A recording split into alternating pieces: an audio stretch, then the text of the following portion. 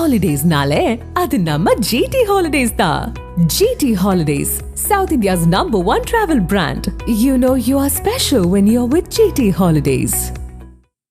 செங்கல்பட்டு மாவட்டம் நெம்மேலியில் கடல் நீரை குடிநீராக்கும் திட்டம் நடைபெற்று வரும் நிலையில் தங்கள் கிராமம் கடலரிப்பால் மூழ்கி வருவதால் தூண்டல் வளைவு அமைத்து தர தமிழக அரசை வலியுறுத்தி மீனவ கிராம மக்கள் ஒரு நாள் அடையாள உண்ணாவிரத போராட்டத்தில் ஈடுபட்டிருக்கின்றனர். இதுகுறித்த கூடுதல் தகவல்களை நமது செய்தியாளர் ஆறுமுகம் வழங்க கேட்கலாம்.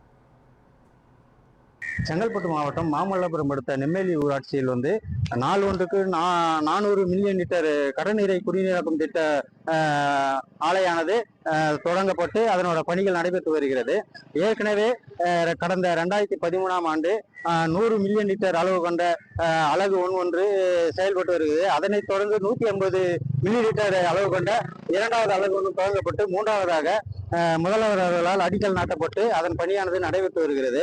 அருகில் உள்ள மீனவர் கிராமத்தில் இந்த நிலையம் கடல்நீரை குடிநீராக்கும் திட்ட நிலையம் அமைப்பதனால் கடல் அரிப்பு ஏற்பட்டு தங்களுடைய வீடுகளும் கோயில்களும் கடலில் மூழ்கி வருவதாகவும் இதற்கு தூண்டிலோட அமைத்து தர சொல்லி கடந்த 5 ஆண்டுகளாக போராட்டம் நடத்தி வரும் நிலையில் அரசு இதற்காக 25 கோடி நிதி ஒதுக்கி தூண்டிலை அமைப்பதாக உறுதி கொடுத்தும் இதுவரை எந்த பணியும் தொடங்கப்படவில்லை. கண்துடைப்பதற்காக சில கற்களை கொட்டியுள்ளதால் அந்த கல்லானது கரையில் அடித்துச் செல்லப்படுகிறது. தொடர்ந்து 5 ஆண்டுகளாக இதே போராட்டமாக இருக்கிறது. மீனவர்களும் தங்கள் படகுகளை பாதுகாப்பாக நிறுத்த முடியவில்லை.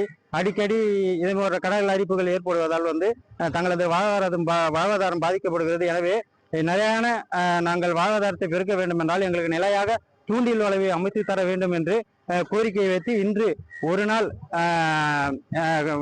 கடல்நீரை குடிநீராக்கும் திட்டம் உற்பத்தி ஆலைக்கு அருகே அமர்ந்து சுமார் 100க்கும் மேற்பட்ட கிராம மக்கள் அமர்ந்து உண்ணாவிரத போராட்டத்தில் ஈடுபட்டு வந்தனர்.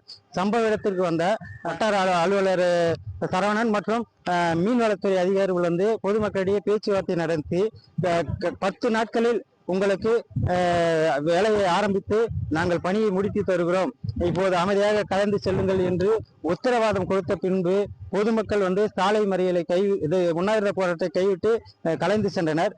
10 நாட்களுக்குள் பணிகள் துவங்கப்படவில்லை என்றால் மிகப்பெரிய போராட்டத்தில் கிழக்கு கடற்கரை சாலையில் சாலை மறியல் போராட்டத்திலும் நடத்த நாங்கள் தயாராக உள்ளோம் என்று பொதுமக்கள் கூறியுள்ளனர்.